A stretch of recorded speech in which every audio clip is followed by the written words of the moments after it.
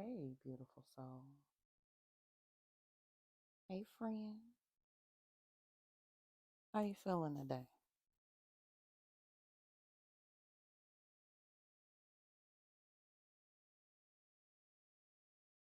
Okay. Oh, I know that's right.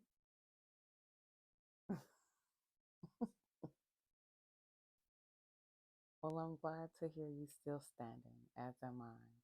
I wanted to ask a quick question.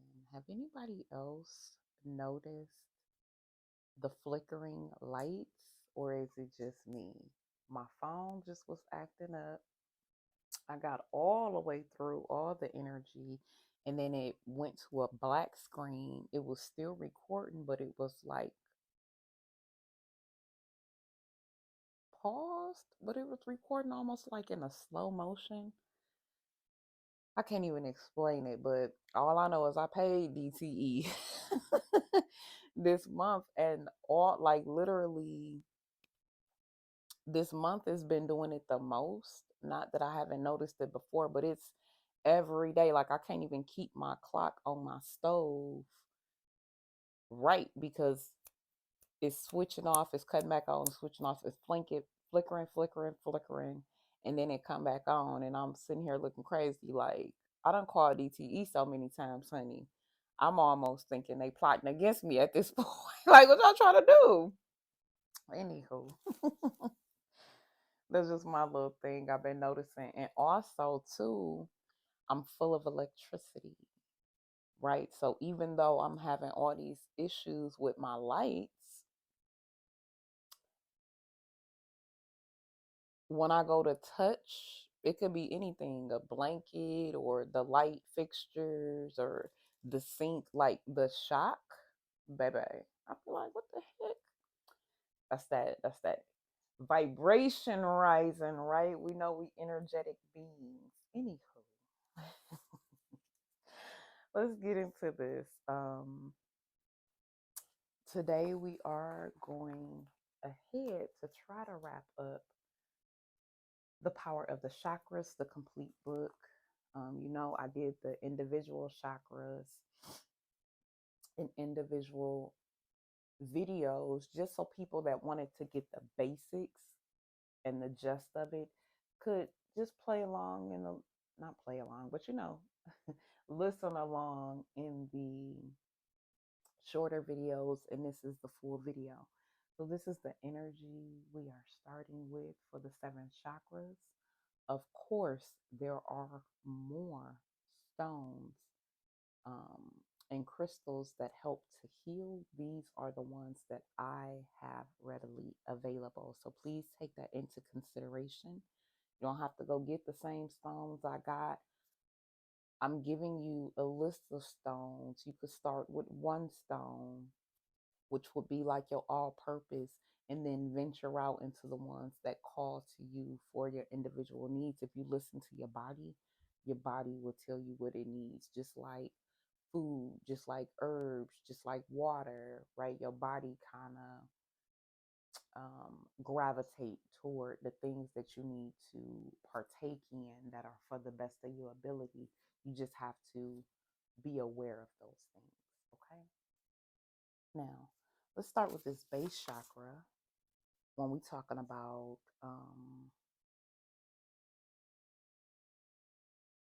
the stone energy. First, we starting off with obsidian, which helps with clarity, helps to release blockages, draw out stress and tension, clearing out ancient traumas, and a detoxification stone. Okay. We have garnet, which helps act as a heart and blood stimulant and heals broken bonds of love. We have red jasper, which increases emotional stamina, increasing memory of dreams. And last but not least, for the root chakra, we have smoky quartz, which helps diseases around the lower torso, relieves stress, elevates the mood, and protection. And these um, help with the body part of the legs, feet, the skeletal system, the muscle tissues of the body, and the immune system and the adrenal glands. Let's go on to this solar plexus chakra, okay, which helps. The stones that helps are citrine, thank you, purifying the body of toxins, improving the circulation of blood, strengthening the immune system, improving digestion, negates kidney and bladder infections. Then we have the tiger eye, which helps bring back motivation and fortifies the blood, which is enhancing or enriching the blood. Okay, and last but not least, for the sacral, we have clear quartz, which enhances mental clarity, stimulate the immune system, and the intestinal troubles. And these stones help with the kidneys, the bladder, the genitals, the uterus, the ovaries, and the testes. Tapping into the solar plexus energy, we have the tiger's eye, which clears imbalances, transforms toxic feelings such as fear, increases emotional well-being, unblocks creativity, digestive disorders, stabilize the body blood pressure, regenerate tissues, reduce mental fatigue, fights gastric acidity, diarrhea and colic, relaxes the diaphragm, and facilitates breathing. Then we're going back to citrine, which helps stimulate digestion, negates infections in the kidney and bladder, increases blood circulation, detoxifies the blood, activates the thymus and balances the thyroid, fortifies the nerves. And then last but not least, we have clear quartz, amplifying the psychic abilities and enhancing mental clarity. Of course, these go with the digestive system, the lower back, and the pancreas gland. Moving on to the heart chakra, we have rose quartz, which helps with unconditional love, promote mutual understanding, find intimacy, helps with connection and compassion.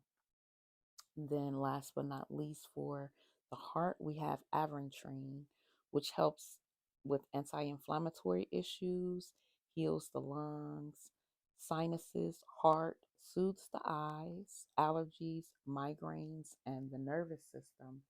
And these stones correlate to the lungs, hearts, the thymus gland, which makes white blood cells.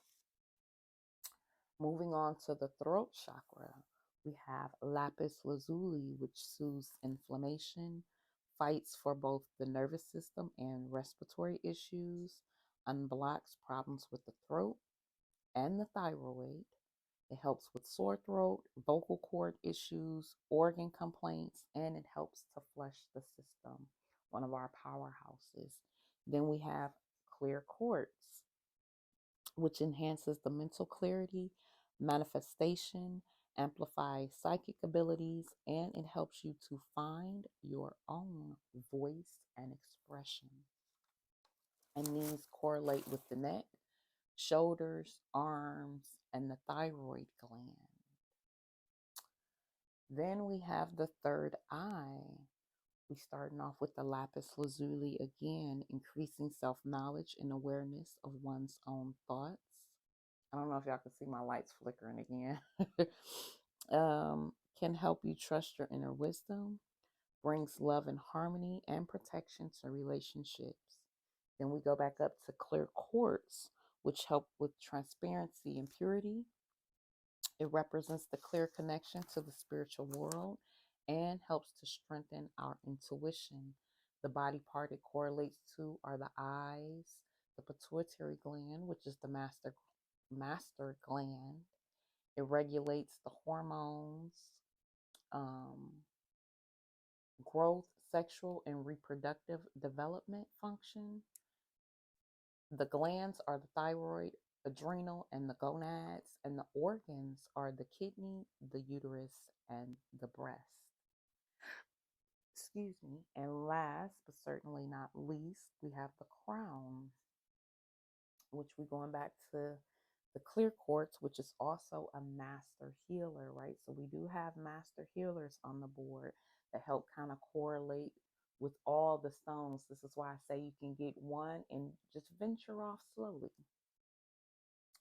It helps to balance all the chakras, clear and open the mind to higher potential and infinite cosmic possibilities. And last but not the least, we have amethyst, which helps to calm and soothe the mind, helps to boost immunity, promote restful sleep, relieves stress and anxiety.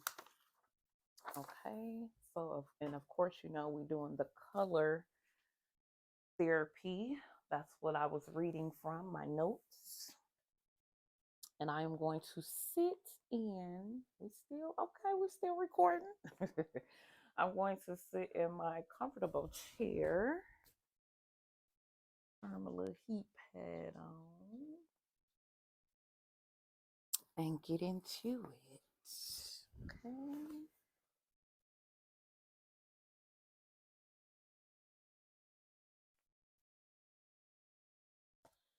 The power of chakras.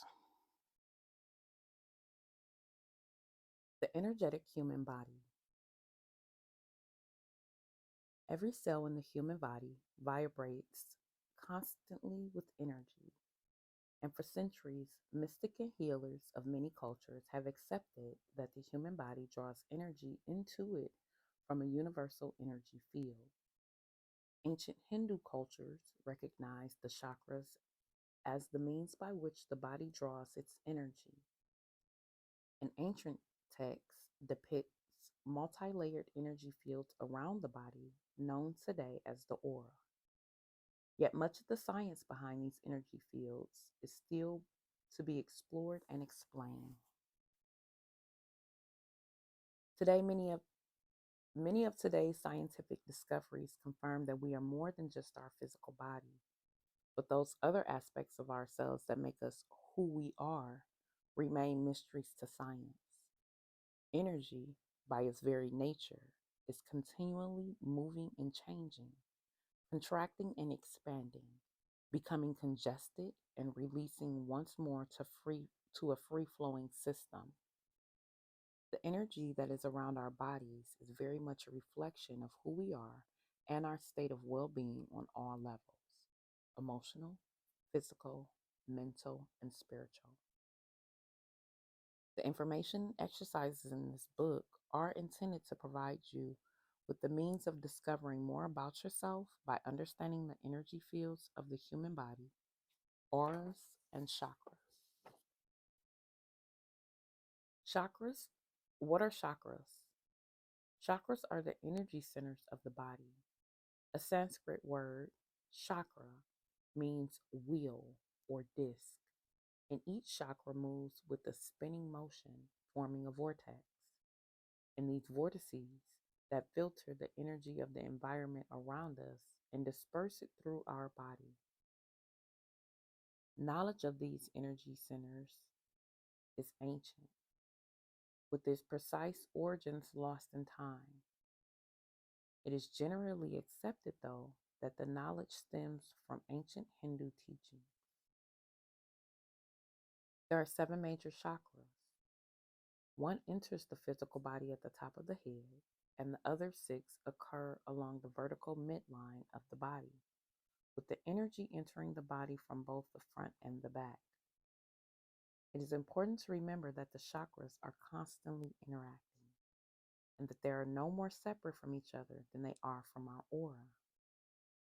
Think in terms of the chakra as being an intense concentration of energy within our entire energy system. Although the energy moving through the chakras is always moving, the vitality of energy can lessen if an area of our life is out of balance. Western cultures generally believe that our behavior and our actions are largely governed by our intellect. In Eastern cultures, the idea that the movement of energy into and around our bodies influences our state of mind, and therefore our actions, is well known. These energy channels are also considered part of our connection with the divine, with the higher consciousness. There are many exercises, meditation, and healing techniques that focus on balancing the chakras and aim to please us and aim to help us remove any blocks or imbalances to the natural movement of energy. It is believed that when the energy of the chakras is flowing freely and operating as an integrated whole, we will operate at our optimum level of physical, emotional, and spiritual well being. The inner energy of the seven chakras.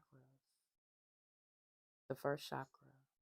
The meaning of the Sanskrit name of the first chakra, Muladhara, is root, and it is this first chakra that acts as our root and is concerned with our connection to the earth and our very basic fundamental needs for survival, sustenance, shelter, the health of our physical body, and safety. If the energy of this chakra is depleted or blocked, our connection to nature and the world around us may be weakened. As a result, we're likely to feel spacey or ungrounded and less stable. In this condition, we may neglect our physical needs, and we may become unhealthy and weak as a result of this neglect. If the energy of this chakra is overstimulated, we may become too attached to things of the physical world and place too much importance on material wealth and possessions. We may be unable to develop the higher levels of our nature because we are afraid to risk losing these possessions. A misser, a person who is unable to enjoy their wealth for fear of losing it, is the perfect example of the energy of this chakra being out of balance. The chakra is often referred to as the base chakra.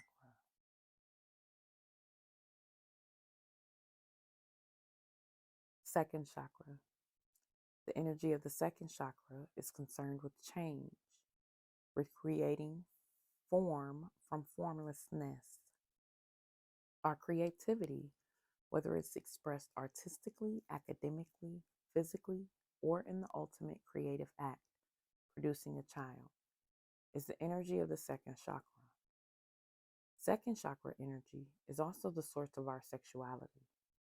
A free flow of energy through this chakra will be manifested as vitality and a passionate approach to life.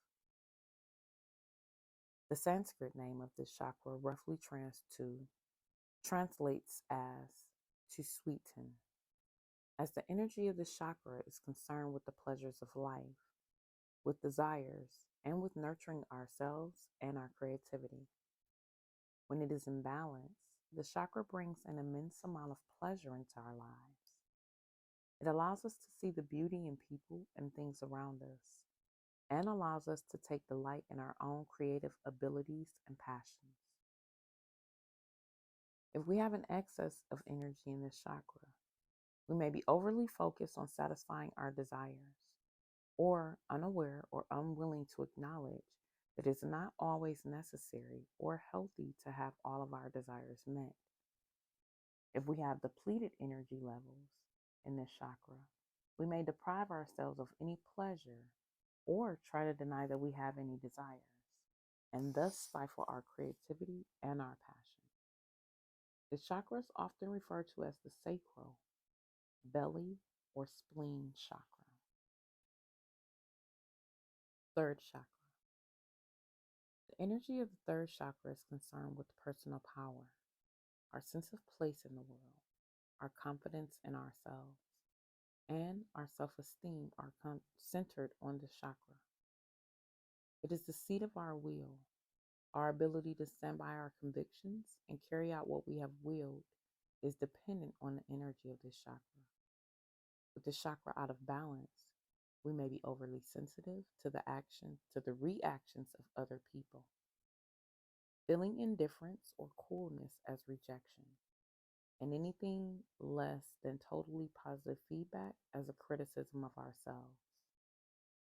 Our inner critic may also be operating at a level where we have little confidence in our capabilities, our worthiness, or our chances of being loved. When this chakra is in balance, we are able to accept responsibilities that are truly ours and be confident in our actions and abilities. Also able to decide how we wish to act and then maintain our choosing courses of action. We will also be able to function without the approval of everyone around us. The courage and strength to be who we are without outside approval is a sign of a healthy self-esteem. This chakra is often referred to as the solar plexus or navel chakra.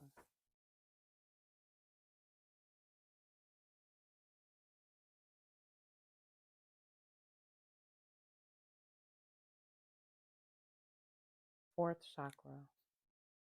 The fourth chakra is concerned with unconditional love. It affects our ability to consider others, to be gentle in our expectations of ourselves, and to empathize with the challenges and the joys experienced by others. It is the link between our intellect and our spiritual selves. Unconditional love is a state of being. It can also be a conscious decision. We can engage our will, the third chakra, and direct the love of the fourth chakra to all those around us. When we are aware of how all things are interconnected and give unconditional love to all those around us, we have a great sense of inner peace and well-being. A person who is continually giving, even when they are in need themselves, is likely to be out of balance in this third chakra energy. Similarly, someone who denies any empathy to those around them is unable to show compassion will likely have depleted energy in the fourth chakra. This chakra is often referred to as the heart chakra. The fifth chakra. Expression and communication, both verbal and nonverbal, are the themes of the fifth chakra. Some mystics believe that the throat chakra is responsible for the telepathic abilities that are often associated with picking up on the thoughts of others. You may be experiencing these abilities when you know that the phone is about to ring before it does, or when you know who is on the telephone before you answer a call. From an energy viewpoint, this kind of telepathy is possible because everything is connected by the energy that flows through the chakras. When this chakra is in balance, we are considered thoughtful with our communications and aware of how they affect those around us. We are able to express our needs and our desires and maintain our personal integrity with our communications, to speak our truth without being hurtful to others. When this chakra is out of balance, we're likely to be over talkative and to speak about nothing in particular. In this state, it is very difficult for us to listen, and those around us are unlikely to spend very long listening to us. When we have depleted energy in this chakra, we are likely to be uncommunicative, or we give unclear messages in our nonverbal communication. This chakra is often referred to as the throat chakra. Sixth chakra. The third eye is the chakra where the conscious meets the unconscious, where our imagination and inner sight reside. The development of this chakra involves becoming more aware of our intuition and extrasensory perception. This is the energy of clairvoyance and of other abilities such as precognition, the ability to know of an event before it happens, and psychometry, the ability to sense information about an event or a person by touching or holding a related object. An excess of energy in the chakra can mean that a person will be too influenced by the psychic realm and may become ungrounded, disorganized, or disoriented and appear spacey. A depletion of chakra energy can lead to a person being seen as narrow minded and fixed in their thinking. They may be uncomfortable with anything that challenges them to think or feel something beyond their usual tunnel vision. If we have balanced sixth chakra, we utilize this additional information and combine it with our innate wisdom in order to make decisions that are not based on fear or ego. We are able to use our minds and the power of visualization to have a positive impact on our surroundings and to improve the quality of our lives and the lives of those around us. The chakra is also referred to as the brow or the third eye chakra. The seventh chakra. The seventh chakra is about insight, inner knowing, and self realization. It is the home of our spirituality and our connection with the divine. The Sanskrit name for this chakra means thousandfold, referring to the number of petals on the lotus that represents this chakra. It symbolizes an unlimited nature of our thought processes. The chakra is the portal through which the energy that is the human life force enters the body. From the seventh chakra, this energy filters down through every other part of the body and through each of the other chakras. The strength and vitality of this energy in a person reflects their level of personal development. Developed to its full potential, the energy of this chakra brings the highest level of consciousness and is an indication that the person has mastered the challenges of all the other chakras. Many healers and mystics believe that humankind, as a part of the evolutionary process, is moving towards an even larger number of people who are fully developing this chakra. When the majority of people have developed their own crown chakra, it is expected that humankind will take a great step forward away from the needs and conflicts of the lower chakra toward a more spiritually oriented existence. This chakra is often referred to as the crown or coronal chakra. Mhm.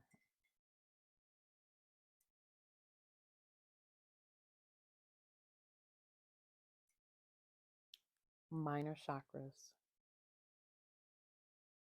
Although the seven chakras are by far the major energy centers of the body, there are additional minor chakras at the hands, the feet, and the knees. Some researchers have claimed up to 122 secondary chakras. Some mystics also recognize a chakra located below the feet, connecting us to the earth, and another located approximately 30 centimeters, which is 12 inches above the crown chakra, connecting us to the divine. Chakras in the hands. To feel the energy centers in your hands, begin by clenching your hands into fists a few times. Then relax your hands and positioning your hands about 30 centimeters, 12 inches apart. Very gradually move your hands closer together. You may be able to feel an increased pressure between your hands. This is the energy of the minor chakras in your hands. People who practice energy healing techniques often feel quite intense heat flowing from their hands during and after healing sessions as their hand chakras are activated. The chakras and our personal growth. The journey through the chakras can be seen as a reflection of our personal journey of growth and self awareness. As we grow and develop, the focus of our lives incorporates the energy of each successive chakra. The first chakra, survival instincts. The first chakra is about our survival. Do I have enough food, water, and money to survive? Do I have shelter? Am I physically safe? The first chakra represents the very base level of existence for us and reveals our most instinctive selves. Our strongest instinct is to survive. And so, until we are confident that these basics of well being are in place and believe that they will always be available to us, survival will tend to dominate our thoughts and drive our actions. This doesn't mean we cannot achieve personal growth unless we become wealthy. It is more a matter of trusting that our world is an abundant place, that all we need is available to us. It is also important to recognize that our basic needs are under threat at all times, from events such as losing jobs or losing a large amount of money through an unwise investment. Our instinct for survival will take over if it is needed. Balance in this chakra means making sure that our basic physical needs are met without these needs becoming an obsession. From an evolutionary perspective, early man's hunting and gathering is very much focused on the energy of the base chakra.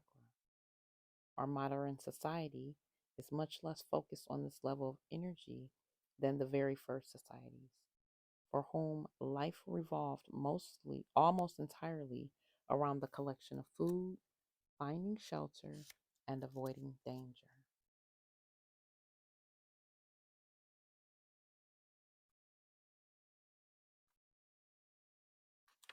Second chakra, pleasures, desires, creation.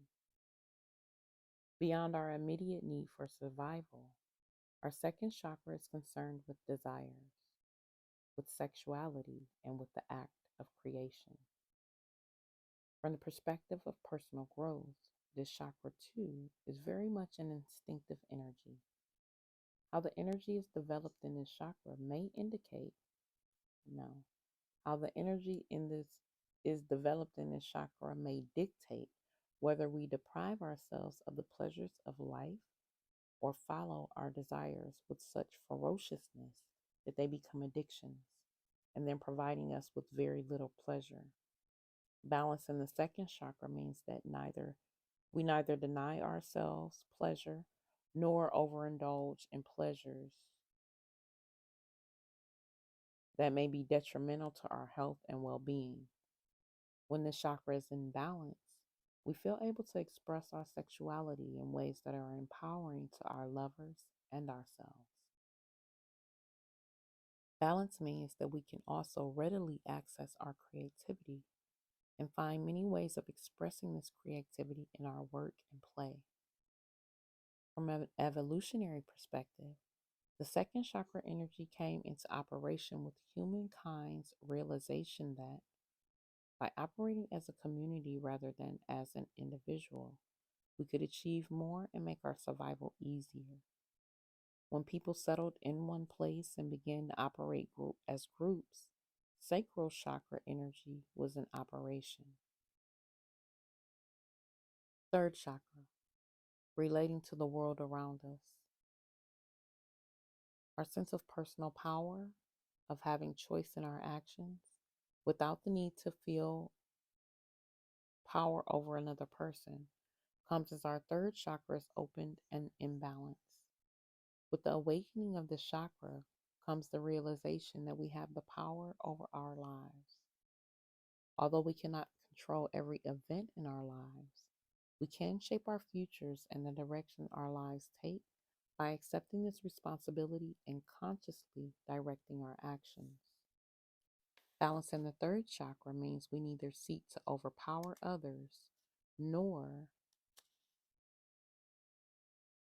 allow others to disempower us. We are able to step beyond the circumstances where we feel we have been the victims of other people's actions or of events beyond our control and change our perception of ourselves. From an evolutionary perspective, the world is still in third chakra energy. The Industrial Revolution and subsequent advances in technology have radically changed the lives of many, and allow more people to pursue personal endeavors.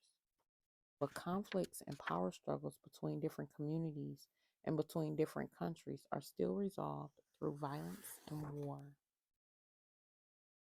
Fourth chakra, love. When our ability to take personal when our ability to take responsibility for our actions is firmly established, we are then able to express love without our own needs, fears, and desires being the motivating factors. Where the second chakra relates to love in terms of sexual expression, the fourth chakra relates to a conscious choice to act with love towards ourselves and those around us. This type of love does not require anyone to change in order to be worthy of receiving it. When we have fully integrated the energy of the chakra, we can recognize that holding on to hurts and grievances benefits no one, least of all ourselves.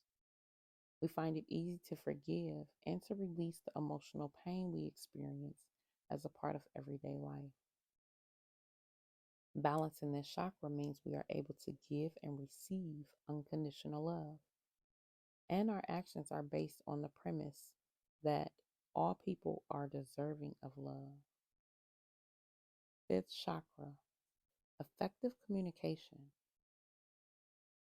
To communicate effectively, we need to be empathetic, to be able to really listen to what the other person is saying, and to try to understand it from their perspective. We cannot be empathetic if, while we are listening, we're also filtering what is being said through our own prejudices, and inadequacies and fears. What? We cannot be empathetic if, while we are listening, we're also filtering what is being said through our own prejudices, inadequacies, and fears. Effective communication also involves being able to express ourselves without the approval or agreement of the person we are speaking with. We need to be able to speak our truth without requiring a particular reaction or response in order to feel acceptable. If this chakra is out of balance, others may see us as arrogant and self righteous, allowing for little space for the opinions or views of others. Depleted energy in this area mean that we find it difficult to express ourselves or make ourselves understood. Balance in this chakra means that we are able to hear and be heard without past emotional hurts or current fears and feelings of shame affecting what we say and what we hear. Sixth chakra, imagination and inspiration. Rediscovering our imagination and allowing ourselves to tune into our intuitive nature are the gifts of the sixth chakra. At some point along the path of personal development, most of us will recognize that we have access to a far greater wisdom than we ever realized. As our personal development continues, we are increasingly able to make judgments and decisions based on what we know to be true without needing to have a rational or logical explanation for our knowledge. Listening to our intuition can be difficult at first because education, at least in the Western world, is based almost entirely on facts and logic. There's little room for the system. There's little room in this system for developing our intuition. Facts are either right or wrong, and an argument or line of thought is either logical or illogical. Intuition, on the other hand, is neither right nor wrong, neither logical nor illogical. It simply is. Balancing this chakra allows us to connect fully to our intuition and confidently make decisions based on the information we gain from this. Seventh chakra, knowledge and the spiritual enlightenment. An imbalance in this chakra may present itself as mental instability, with an excess of energy resulting in episodes of manic or psychotic behavior. Without self awareness and balance, excess energy in the chakra can also express itself as drive to collect possessions and material wealth, and to build a sense of personal power. Depleted energy in this chakra may generate feelings of despondency and depression, with the person having little drive or energy to make choices and take little direction on their lives. Following someone else's direction without thinking or challenging them becomes the easiest option.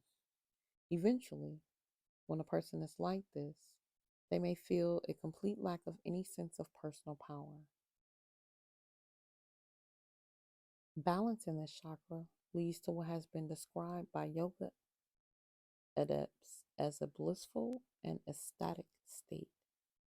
This is the final stage of evolution of the physical body, and it brings with it a sense of inner peace, access to our innate wisdom and understanding, and awareness of our connection with all the other living things.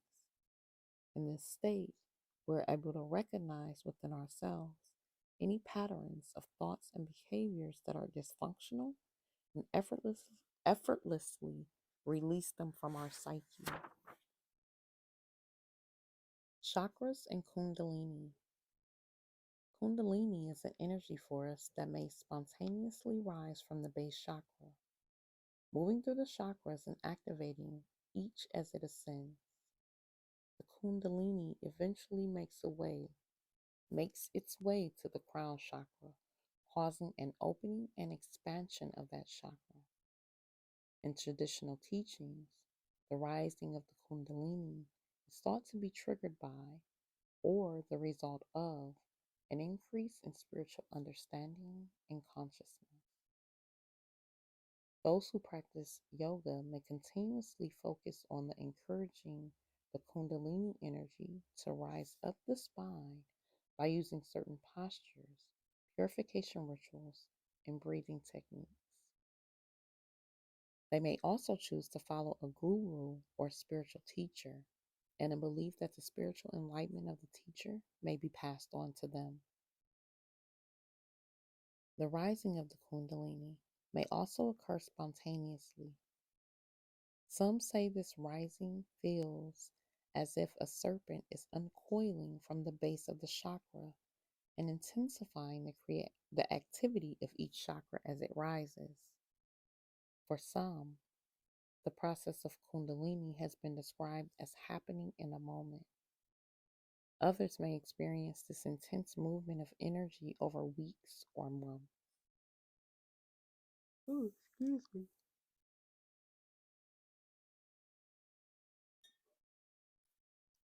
The serpent goddess Kundalini.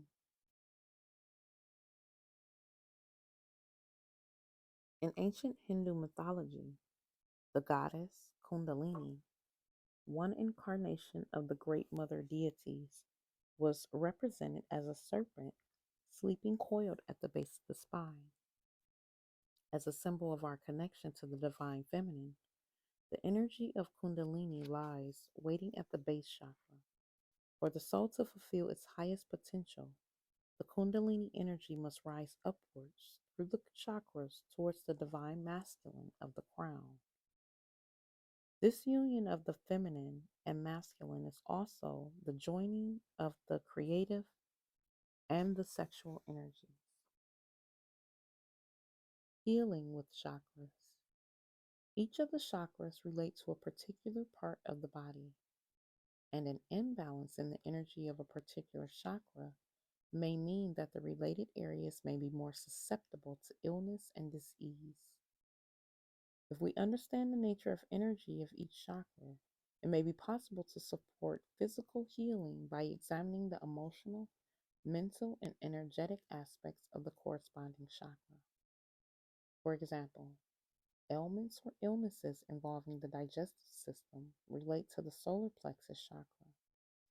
The energy of the solar plexus chakra is based around personal power, so the questions to be asked are: Am I feeling a lack of personal power in some area of my life? And am I abusing my personal power in some way? Meditating on these questions may bring some insight into why this area of the body is out of balance. This is not, of course, a replacement for medical assistance. Qualified care should be sought for any illness or condition. Now we're going into the body parts. The base chakra, legs, feet, and skeletal system. This chakra also relates to the muscle tissue of the body and to the immune system it corresponds to. It corresponds to the adrenal glands. The sacral chakra, kidneys, bladder, genitals, and the uterus. It corresponds to the ovaries and the testes. Solar plexus chakra, digestive system and lower back. It corresponds to the pancreas gland. Heart chakra, lungs and heart. It corresponds to the thymus gland. Throat chakra, neck, shoulders, and arms. It corresponds to the thyroid gland. Third eye chakra, eyes. It corresponds to the pituitary gland. And the crown chakra is the central nervous system. It corresponds to the pineal gland. The flow of energy through the chakras. Healers who work with the energy and are sensitive to the energy of the chakras are often aware of the spinning movement of the chakras. The speed and evenness of the spinning are used to gauge whether or not the chakra is in balance. When the entire energy system of the chakras is integrated and balanced, energy flows smoothly and freely between them. Starting with the seventh chakra, which is the crown, moves in a clockwise direction and connects to the spiritual auric body. The sixth chakra, which is the third eye, moves in an anti-clockwise direction and connects to the higher mental auric body. The fifth chakra, which is the throat chakra, moves in a clockwise direction and connects to the lower mental auric body. The fourth chakra, which is the heart chakra, moves in an anti-clockwise direction and connects to the astral auric body or the emotional aura. The third, solar plexus chakra, moves in a clockwise direction and connects to the vital auric body. The second chakra, which is the sacral chakra, moves in an anti-clockwise direction and connects the body to its etheric auric body. And the first chakra, which is the base chakra, moves in a clockwise direction and connects the physical auric body. Focusing on balance. Although healers may often refer to opening a chakra or unblocking a chakra, there is always energy moving through these energy centers. The real aim is balance in the amount and flow of energy through the chakras. There are many ways to help balance our chakras. There are physical exercises to strengthen the body, and in turn, the strength of the energy flow through the body. There is also therapy such as flower essence and aromatherapy oils, and there are many other subtle energy healing techniques. Emotional well-being also affects the energy of the chakras. Clearing the residue of our emotional disturbances will increase the vitality of our energy systems. If you was wondering like what I'm doing when I take that little pause break from reading, I'll show you. Let me just get up. I am inhaling And you can't even see. You see what I'm talking about?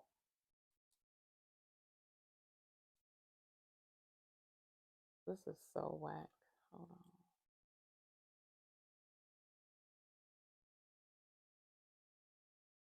How my phone keep acting up. And I'm not recording this again because it's like the third time I done tried. You don't want me giving y'all this juice. There we go. All right. Let's see if I can get this back. Glad I got up. Anywho, what I'm doing is I'm smelling my cactus flower fragrance oil, which kind of helped get me back. Like, so when you hear me stumbling and on my words and all of the things. Okay. Strengthening the physical body. Base chakra exercises. Walking is one of the best chakra exercises. The connection you make with the ground during each step helps balance the first chakra's energy while strengthening and toning your legs and respiratory system.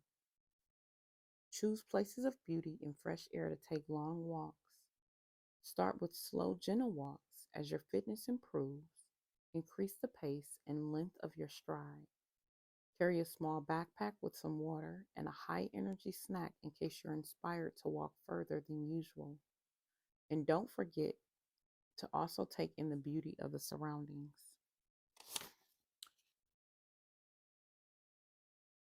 Sacral chakra exercises. Dancing to strong rhythmic music is a wonderful release for the sacral chakra. Many traditional and indigenous cultures have a wealth of music that is ideally suited to sacral chakra dancing. African drumming can be particularly powerful because of the strength of its complex rhythms.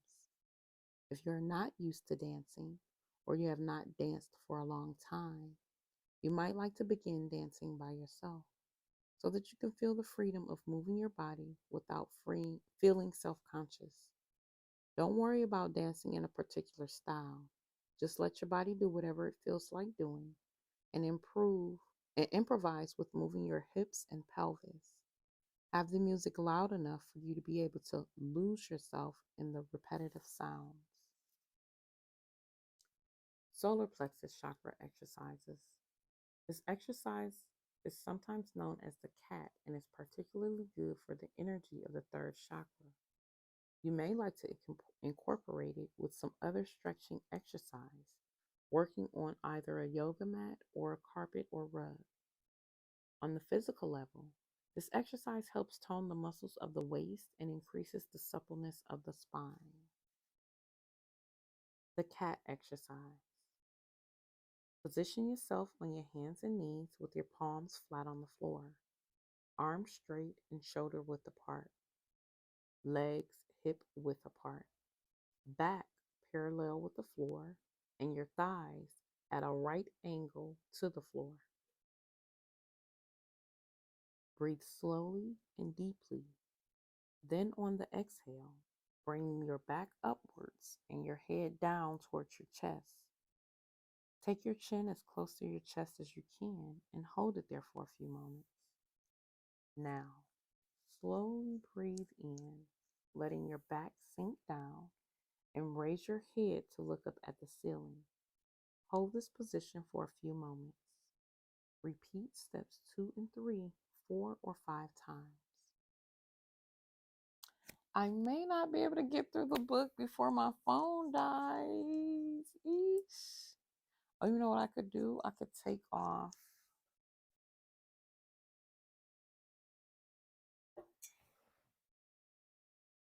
I know my tea over here. I can take off my, what you call this thing? My microphone. Hold it, hold it, hold it. I know there's a lot going on with the camera today, but please excuse me. We're going to try to salvage this video.